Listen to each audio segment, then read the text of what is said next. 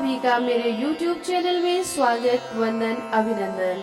आज आपके समक्ष बृहस्पतिवार व्रत की कथा लेके आई हूँ। तो बोलो विष्णु भगवान की जय, बृहस्पति देव भगवान की जय। बृहस्पतिवार के व्रत की विधि। बृहस्पतिवार के दिन जो कोई व्रत करे उनको चाहिए कि वह दिन में एक ही समय भोजन करे, क्योंकि बृहस्पतेश्वर भगवान का इस दिन पूजन होता है। भोजन पीले चने दाल आदि का करें, परंतु नमक नहीं खावे और पीले वस्त्र पहने, पीले ही फलों का प्रयोग करें, पीले चंदन से पूजन करें। पूजन के बाद प्रेम पूर्वक गुरु महाराज की कथा सुननी चाहिए। इस व्रत को करने से मन की इच्छाएं पूरी होती हैं और बृहस्पति भगवान प्रसन्न होते हैं। धन, पुत्र, विद्या तथा मनोवांछित फलों की प्राप्ति होती है। परिवार में सुख तथा शांति रहती है। इसीलिए यह व्रत सर्वश्रेष्ठ और अति फलदायक सब स्त्री व पुरुषों के लिए है। इस व्रत में केले का पूजन करना चाहिए। कथा और पूजन के समय तन मन कर्म वचन से शुद्ध होकर जो इच्छा हो बृहस्पति देव भगवान से प्रार्थना करनी चाहिए। उनकी इच्छाओं को बृहस्पति देव भगवान अवश्य पूर्ण करते हैं, ऐसा मन में दृढ़ विश्वास रखना चाहिए। अथ बृहस्पतिवार व्रत कथा। एक समय की बात है कि भारतवर्ष में एक राजा राज्य करता था। वह बड़ा ही प्रतापी और दानी था। वह नित्य प्रति मंदिर में दर्शन करने जाता। वह ब्राह्मण और गुरु की सेवा किया करता था और उसके दरवाजे से कोई भी निराश होकर नहीं लौटता, तथा वह प्रत्येक गुरुवार को व्रत रखता एवं पूजन करता था। हर एक दिन गरीबों की सहायता करता था, परंतु यह सब बातें उसकी रानी को अच्छी नहीं लगती थी। वह ना व्रत करती और ना किसी को एक पैसा तक दान में देती थी, तथा राजा को भी ऐसा करने को मना किया करती थी। एक समय की बात है कि राजा तो शिकार खेलने वन को गए हुए थे। घर में रानी और दासी थी। उस समय गुरु बृहस्पति देव भगवान एक साधु का रूप धारण करके राजा के दरवाजे पर भिक्षा मांगने आए और रानी से भिक्षा मांगी तो वह कहने लगी, हे साधु महाराज, मैं इस दान पुण्य से तंग आ गई हूँ। मेरे से तो घर का कार्य ही समाप्त नहीं होता। इस कार्य के लिए तो मेरे पति देव ही बहुत हैं। अब आप इस प्रकार की कृपा करें कि सब धन नष्ट हो जाए तथा मैं आराम से रह सकूं। साधु बोले, हे देवी, तुम तो बड़ी विचित्र हो। संतान और धन से कोई दुखी नहीं होता, इसको सभी चाहते हैं। पापी भी पुत्र और धन की इच्छा करता है। अगर आपके पास अधिक धन है तो भूखे मनुष्यों को भोजन कराओ, प्याऊ लगवाओ, ब्राह्मणों को दान दो, धर्मशाला बनवाओ, कुआं, तालाब, बावड़ी, बाग बगीचे आदि का निर्माण कराओ, तथा निर्धन मनुष्यों की कुमारी कन्याओं का विवाह कराओ और अनेकों यज्ञ आदि धर्म करो। इस प्रकार के कर्म करने से आपके कुल का यश फैलेगा और आपका नाम परलोक में भी सार्थक होगा एवं स्वर्ग की प्राप्ति होगी। मगर वह रानी इन बातों से खुश न हुई। वह बोली, हे साधु महाराज, मुझे ऐसे धन की आवश्यकता नहीं है जिसको रखने उठाने में मेरा सारा समय बर्बाद हो जाए। साधु ने कहा, हे देवी, तुम्हारी ऐसी इच्छा है तो ऐसा ही होगा। मैं तुम्हें उपाय बताता हूँ, वैसा करना। बृहस्पतिवार के दिन घर को गोबर से लीपना, अपने केशों को धोना और केशों को धोते समय स्नान करना। राजा से कहना वह हजामत करावे। भोजन में मांस, मंदिरा, खाना, कपड़ा धोबी के हाथ धुलने डालना। इस प्रकार 7 बृहस्पतिवार करने से तुम्हारा सारा धन नष्ट हो जाएगा। यह कहकर वह साधु महाराज वहाँ से अंतर्ध्यान हो गए। रानी ने साधु के कहने के अनुसार ही किया, वैसा ही किया। 3 बृहस्पतिवार ही बीते थे कि उसका समस्त धन नष्ट हो गया और भोजन के लिए दोनों समय परिवार तरसने लगा तथा सांसारिक भोग्यों के अभाव से दुखी रहने लगा। तब वह राजा रानी से कहने लगा कि रानी, तुम यहाँ पर रहो, मैं दूसरे देश को जाऊँ, क्योंकि यहाँ पर मुझे सभी मनुष्य जानते हैं, इसीलिए मैं कोई कार्य भी नहीं कर सकता। देश की चोरी परदेश की भीख बराबर। ऐसा कहकर राजा परदेश चला गया। वहाँ जंगल में जाता और लकड़ी काट कर लाता और शहर में बेचता। इस तरह जीवन व्यतीत करने लगा। इधर राजा के घर रानी और दासी दुखी रहने लगी। किसी दिन भोजन मिलता, किसी दिन जल पीकर रह जाती। एक समय रानी और दासी को 7 दिन बिना भोजन के व्यतीत हो गए तो रानी ने अपनी दासी से कहा, हे दासी, पास के ही नगर में मेरी बहन रहती है, वह बड़ी धनवान है, तो उसके पास जा और 5 सेर बेझर मांग ला, जिससे कुछ समय के लिए गुजर हो जाएगी। इस प्रकार रानी की आज्ञा मानकर दासी रानी की बहन के घर गई और रानी की बहन के पास गई तो रानी की बहन उस समय पूजन कर रही थी, क्योंकि उस रोज बृहस्पतिवार का दिन था। जब दासी ने रानी की बहन को देखा और उससे बोली, हे रानी, मुझे तुम्हारी बहन ने भेजा है, मेरे लिए 5 सेर बेझर दे दो। इस प्रकार दासी ने अनेक बार कहा, परंतु रानी ने कोई उत्तर नहीं दिया, क्योंकि वह उस समय बृहस्पतिवार की व्रत कथा सुन रही थी। इस प्रकार जब दासी को कोई उत्तर नहीं मिला तो वह बहुत दुखी हुई और क्रोध भी आया और लौटकर अपने रानी के पास आकर बोली, हे रानी, आपकी बहन बहुत ही धनी स्त्री है, वह तो छोटे लोगों से बात भी नहीं करती, क्योंकि मैंने उनसे कहा तो उन्होंने कोई उत्तर नहीं दिया। मैं वापस चली आई। रानी बोली, हे दासी, इनमें उनका कोई दोष नहीं है। जब बुरे दिन आते हैं तो कोई सहारा नहीं देता, अच्छे बुरे का पता तो विपत्ति में ही लगता है। जो ईश्वर की इच्छा होगी वही होगा, यह सब तो हमारे भाग्य का दोष है। इधर उस रानी ने देखा कि मेरी बहन की दासी आई थी, परंतु मैं उससे कुछ नहीं बोली, इससे वह बहुत दुखी हुई होगी। यह सोच कथा को सुन और विष्णु भगवान का पूजन समाप्त कर वह रानी अपनी बहन के घर चल दी और जाकर अपनी बहन से कहने लगी, हे बहन, मैं बृहस्पतिवार का व्रत कर रही थी, तुम्हारी दासी गई, परंतु जब तक कथा होती है तब तक ना उठते हैं ना बोलते हैं, इसीलिए मैं ना बोली। कहो दासी क्यों गई थी? रानी बोली, हे बहन, हमारे घर अनाज नहीं था, वैसे तुमसे कोई बात छिपी नहीं है, इस कारण मैंने दासी को तुम्हारे पास 5 सेर बेझर लेने के लिए भेजा था। रानी बोली, हे बहन, देखो, बृहस्पति भगवान सभी की मनोकामना पूर्ण करते हैं, देखो शायद तुम्हारे घर में अनाज रखा हो। इस प्रकार का वचन जब रानी ने सुना तो घर के अंदर गई और वहाँ उसे एक घड़ा बेझर का भरा मिल गया। तब तो वह रानी और बांदी को बहुत ही खुशी हुई और दासी कहने लगी, हे रानी, देखो, वैसे हमको जब अन्न नहीं मिलता तो हम रोज ही व्रत करते हैं, अगर इनसे व्रत की विधि और कथा पूछ ली जाए तो उसे हम भी किया करेंगे। तो उस रानी ने अपनी बहन से पूछा कि हे बहन, बृहस्पतिवार के व्रत में चना की दाल मुनक्का से विष्णु भगवान का केले की जड़ में पूजन करो तथा दीपक जलावे, पीला भोजन करें तथा कहानी सुने। इस प्रकार करने से गुरु भगवान प्रसन्न होते हैं और अन्य पुत्र धन देते हैं, सभी मनोकामना पूर्ण करते हैं। इस प्रकार रानी और दासी दोनों ने निश्चय किया कि बृहस्पति भगवान का पूजन जरूर करेंगे। 7 रोज बाद जब बृहस्पतिवार का दिन आया तो उन्होंने व्रत रखा और घुड़साल में जाकर चना गुड़ बीन लाई तथा चने की दाल से केले की जड़ में विष्णु भगवान का पूजन किया। अब भोजन पीला कहाँ से आवे? बेचारी बड़ी दुखी हुई, परंतु उन्होंने व्रत किया था, इस कारण गुरु भगवान प्रसन्न थे। 2 थालों में सुंदर पीला भोजन लेकर आए और दासी को देकर कहा, हे दासी, यह तुम्हारे और रानी के लिए भोजन है, तुम दोनों भोजन करना। दासी भोजन पाकर बड़ी प्रसन्न हुई और रानी से बोली, चलो रानी जी, भोजन कर लो। रानी को इस विषय में कुछ पता नहीं था, इसलिए वह दासी से बोली, तू भोजन कर, क्योंकि तू हमारी व्यर्थ में हंसी उड़ाती है। दासी बोली, एक महात्मा भोजन दे गया है। रानी बोली, वह तेरे लिए दे गया है, तू ही भोजन कर। दासी ने कहा, वह महात्मा हम दोनों को 2 थालों में सुंदर भोजन दे गया है, इसीलिए हम और तुम दोनों साथ साथ भोजन करेंगी। इस प्रकार रानी और बांदी दोनों ने गुरु भगवान को नमस्कार कर भोजन प्रारंभ किया।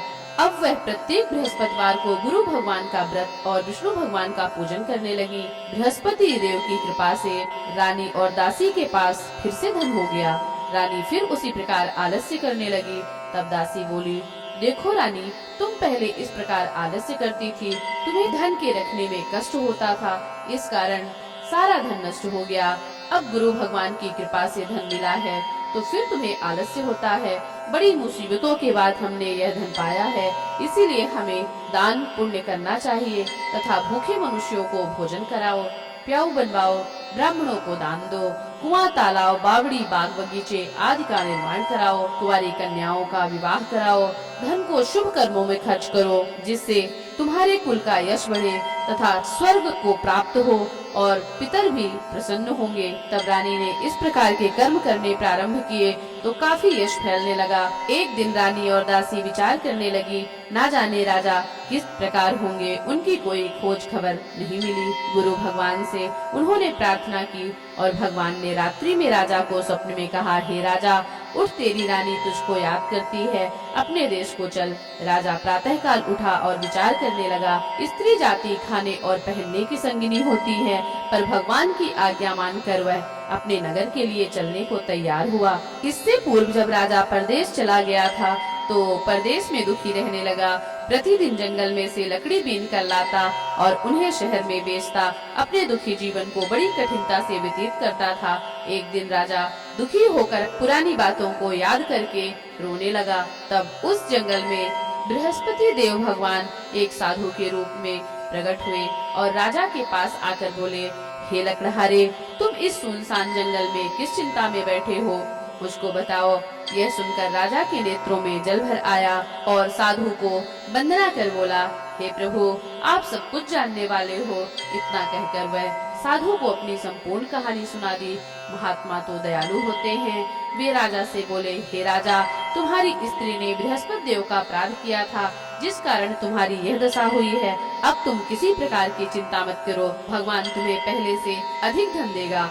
देखो, तुम्हारी स्त्री ने बृहस्पतिवार का व्रत करना प्रारंभ कर दिया है और तुम मेरा कहा मानकर बृहस्पतिवार को व्रत करके चने की दाल गुड़ जल को लोटे में डालकर केले का पूजन करो। फिर कथा कहो और सुनो, भगवान तुम्हारी सब कामनाओं को पूर्ण करेंगे। साधु को प्रसन्न देखकर राजा बोला, हे प्रभु, मुझे लकड़ी बेचकर इतना पैसा नहीं मिलता जिससे भोजन के उपरांत कुछ बचा सकूं। मैंने रात्रि में अपने रानी को व्याकुल देखा है। मेरे पास कुछ भी नहीं है जिससे उसकी खबर मंगा सकूं, और फिर मैं कौन सी कहानी कहूं, यह सब मुझे मालूम नहीं है। साधु ने कहा, हे राजा, तुम किसी बात की चिंता मत करो। बृहस्पतिवार के दिन तुम रोजाना की तरह लकड़ियाँ लेकर शहर को जाओ। तुमको रोज से दुगना धन प्राप्त होगा, जिससे तुम भली भांति भोजन कर लोगे तथा बृहस्पति देव की पूजा का सामान भी आ जाएगा। बृहस्पतिवार की कहानी इस प्रकार है। बृहस्पति देव की कहानी। प्राचीन काल में एक ब्राह्मण था। वह बहुत ही निर्धन था। उसके कोई भी संतान नहीं थी। उसकी स्त्री बहुत मलिनता के साथ रहती थी। वह ना स्नान करती, ना किसी देवता का पूजन करती। प्रातः काल उठते ही सर्वप्रथम भोजन करती, बाद में कोई अन्य कार्य करती थी। इससे ब्राह्मण देवता बड़े दुखी थे। बेचारे बहुत कुछ कहते, किंतु उसका कोई परिणाम ना निकला। भगवान की कृपा से ब्राह्मण की स्त्री के कन्या रूपी रत्न पैदा हुई और वह कन्या अपने पिता के घर में बड़ी होने लगी। वह बालिका प्रातः स्नान करके विष्णु भगवान का जाप करने लगी, बृहस्पतिवार का व्रत करने लगी। अपने पूजा पाठ को समाप्त करके स्कूल जाती तो अपनी मुट्ठी में जौ भर के ले जाती और पाठशाला के मार्ग में डालती जाती। वही जौ स्वर्ण के हो जाते तो लौटते समय उनको बीनकर घर ले आती थी। एक दिन वह बालिका उन सोने के जौ को फटक कर साफ कर रही थी। उसकी माँ ने देख लिया और कहा, हे बेटी, सोने के जौ को फटकने के लिए सोने का सूप होना चाहिए। दूसरे दिन गुरुवार का दिन था। इस कन्या ने व्रत रखा और बृहस्पति देव से प्रार्थना करके कहा, हे प्रभु, मैंने आपकी पूजा सच्चे मन से की हो तो मेरे लिए सोने का सूप दे दो। बृहस्पति देव भगवान ने उसकी प्रार्थना स्वीकार कर ली। रोजाना की तरह वह कन्या जौ फैलाती हुई जाने लगी। जब लौटकर जौ बीन रही थी तो बृहस्पति देव की कृपा से उसे सोने का सूप मिला। उसे वह घर ले आई और सोने के सूप में जौ साफ कर रही थी। उस समय उस शहर का राजपुत्र वहां से होकर निकला। इस कन्या के रूप और कार्य को देखकर मोहित हो गया तथा अपने घर आकर भोजन और जल त्याग कर उदास लेट गया। राजा को जब इस बात का पता लगा तो अपने प्रधानमंत्रियों के साथ उसके पास गए और बोले, हे बेटा, तुम्हें किस बात का कष्ट है? किसी ने अपमान किया है अथवा कोई और कारण हो सो कहो, मैं वही कार्य करूंगा जिससे तुम्हें प्रसन्नता हो। अपने पिता की राजकुमार ने बातें सुनी तो वह बोला, मुझे आपकी कृपा से किसी बात का दुख नहीं है। किसी ने मेरा अपमान नहीं किया, परंतु मैं उस लड़की के साथ विवाह करना चाहता हूँ। जो सोने के सूप में जौ साफ कर रही थी। यह सुन राजा आश्चर्य में पड़ा और बोला, हे बेटा, इस तरह की कन्या का पता तुम ही बताओ, मैं उसके साथ तुम्हारा विवाह अवश्य करा दूंगा। राजकुमार ने उस लड़की के घर का पता बतलाया। तब मंत्री उस लड़की के घर गए और ब्राह्मण की कन्या का विवाह राजकुमार के साथ संपन्न हो गया। कन्या के घर से जाते ही पहले की भांति उस ब्राह्मण देवता के घर में गरीबी का निवास हो गया। वह भोजन के लिए भी अन्न बड़ी मुश्किल से पाता। एक दिन दुखी होकर ब्राह्मण देवता अपनी पुत्री के पास गए और बेटी ने पिता को दुखी अवस्था में देखा और अपनी माँ का हाल पूछा तो ब्राह्मण ने सभी हाल कह दिया। बेटी ने पिता को बहुत साधन देकर विदा किया। इस प्रकार ब्राह्मण का कुछ समय सुख पूर्वक व्यतीत हुआ।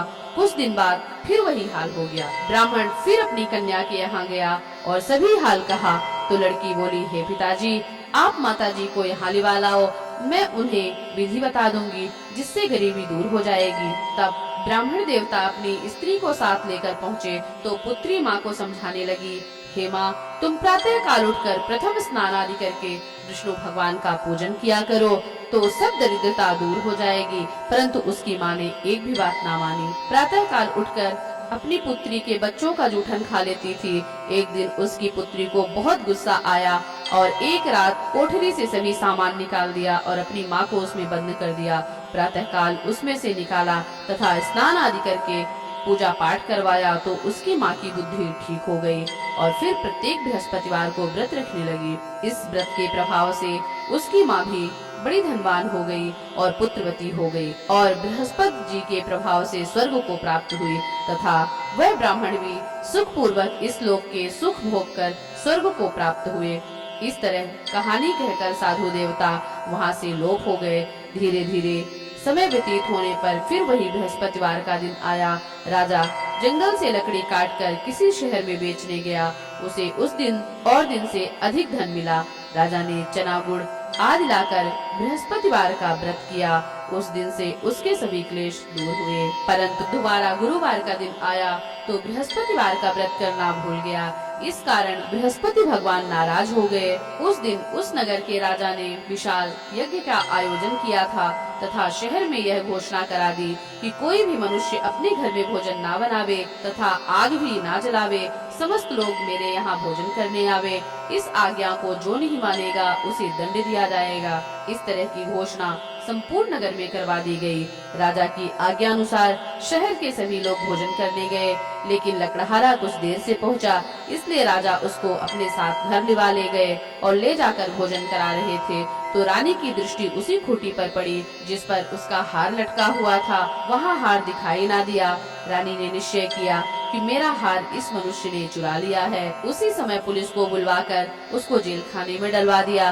जब राजा जेल खाने में गया तो बड़ा दुखी हुआ और विचार करने लगा कि ना जाने कौन से पूर्व जन्म में कर्म किए थे, मेरे लिए यह दुख प्राप्त हुआ है। और उसी साधु को याद करने लगा जो कि जंगल में मिला था। उसी समय तत्काल बृहस्पति देव भगवान साधु के रूप में प्रकट हो गए और उसकी दशा को देखकर कहने लगे, अरे मूर्ख, तूने बृहस्पति देवता की कथा नहीं कही, इसी कारण तुझे दुख प्राप्त हुआ है। अब चिंता मत कर, बृहस्पतिवार के दिन जेल खाने के दरवाजे पर 4 पैसे पड़े मिलेंगे, उससे तू बृहस्पति देव की पूजा करना, तेरे सभी कष्ट दूर हो जाएंगे। बृहस्पतिवार के रोज उसे 4 पैसे पड़े मिले। राजा ने कथा कही। उसी रात्रि को बृहस्पति देव ने उस नगर के राजा को स्वप्न में कहा, हे राजा, तुमने जिस आदमी को जेल खाने में बंद किया है वह निर्दोष है, वह राजा है, उसे छोड़ देना। रानी का हार उसी खूंटी पर लटका हुआ है, अगर तू ऐसा नहीं करेगा तो मैं तेरे राज्य को नष्ट कर दूंगा। इस तरह के रात्रि के स्वप्न को देखकर राजा प्रातः काल उठा और खूंटी पर हार टंगा देखकर लकड़हारे को बुलाकर क्षमा मांगी तथा राजा के योग्य सुंदर वस्त्र आभूषण देकर विदा किया। गुरुदेव की आज्ञानुसार राजा अपने नगर को चल दिया और राजा जब नगर के निकट पहुंचा तो उसे बड़ा ही आश्चर्य हुआ। नगर में पहले से अधिक बाग, तालाब, कुएं तथा बहुत सी धर्मशाला, मंदिर आदि बन गए थे। राजा ने पूछा कि यह किसका बाग और धर्मशाला है। तब नगर के सब लोग कहने लगे, यह सब रानी और बांदी के है। तो राजा को आश्चर्य हुआ और गुस्सा भी आया। जब रानी ने यह खबर सुनी कि राजा आ रहे हैं तो उसने बांदी से कहा कि हे दासी, देख राजा हमको कितनी बुरी हालत में छोड़ कर गए थे, वह हमारी ऐसी हालत देखकर लौट ना जाएं, इसीलिए तू दरवाजे पर खड़ी हो जा। दासी आज्ञा अनुसार दरवाजे पर खड़ी हो गई और राजा आए तो उन्हें अपने साथ लिवा ले आई। तब राजा ने क्रोध करके अपनी तलवार निकाल और अपने रानी से पूछने लगे कि बताओ यह धन तुम्हें कैसे प्राप्त हुआ है। तब उसने कहा, हमें यह सब धन बृहस्पति देव के व्रत के प्रभाव से प्राप्त हुआ है। राजा ने निश्चय किया कि 7 रोज बाद तो सभी बृहस्पति देव का पूजन करते हैं, परंतु मैं रोजाना दिन में 3 बार कहानी कहा करूँगा तथा रोज व्रत किया करूँगा। अब हर समय राजा के दुपट्टे में चने की दाल बंधी रहती थी तथा दिन में 3 बार कहानी कहता। एक रोज राजा ने विचार किया कि चलो अपनी बहन के यहाँ हो आवे। इस तरह निश्चय कर राजा घोड़े पर सवार हो अपनी बहन के यहाँ चलने लगा। मार्ग में उसने देखा कुछ आदमी एक मुर्दे को लिए जा रहे हैं। उन्हें रोककर कहा, अरे भैया, मेरी बृहस्पति देव की कहानी सुन लो। वे बोले, लो हमारा तो आदमी मर गया है, इसको तो अपनी कथा की पड़ी है। परंतु कुछ आदमी बोले, अच्छा कहो, हम तुम्हारी कथा भी सुनेंगे। राजा ने दाल निकाली और कथा कही। जब कथा आधी हुई कि मुर्दा हिलने लगा और जब कथा समाप्त हो गई तो राम राम करके मनुष्य खड़ा हो गया। आगे मार्ग में उसे एक किसान खेत में हल चलाता मिला। राजा ने उसे देखा और उससे बोला, अरे भैया, तुम मेरी बृहस्पतिवार की कथा सुन लो। किसान बोला, जब तक मैं तेरी कथा सुनूंगा तब तक 4 हरैया जोत लूंगा, जा अपनी कथा किसी और को सुनाना।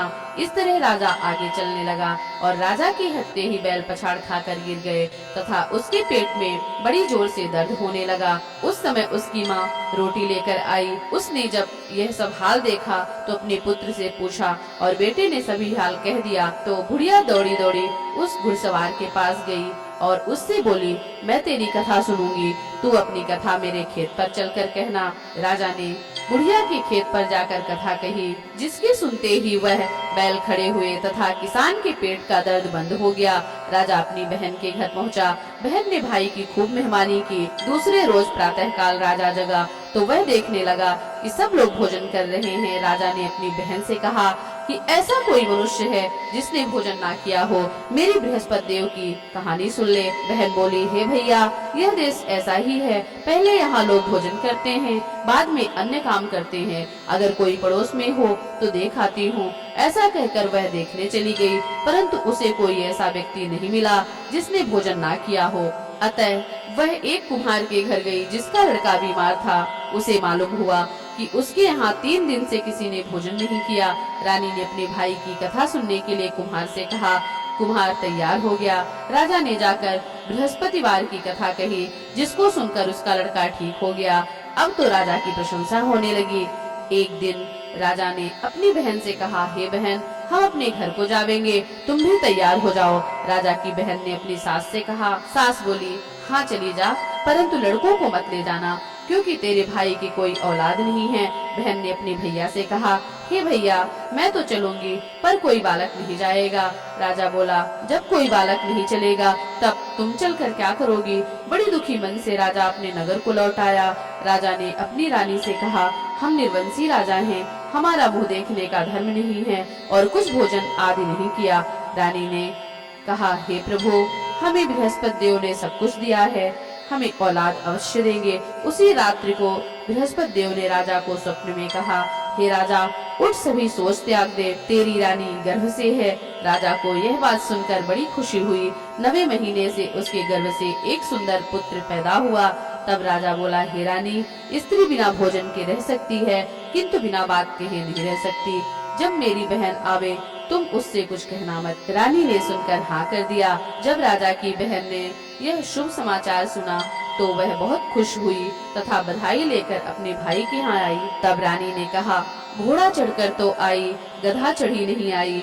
राजा की बहन बोली, भाभी, मैं इस प्रकार न कहती तो तुम्हें औलाद कैसे मिलती। बृहस्पति देव ऐसे ही हैं, जैसे जिनके मन में कामनाएं हैं सभी को पूर्ण करते हैं। जो सद्भावना पूर्वक बृहस्पति देव का व्रत करता है एवं कथा पढ़ता है, सुनता है, दूसरों को सुनाता है, बृहस्पति देव भगवान उसकी सभी मनोकामना पूर्ण करते हैं।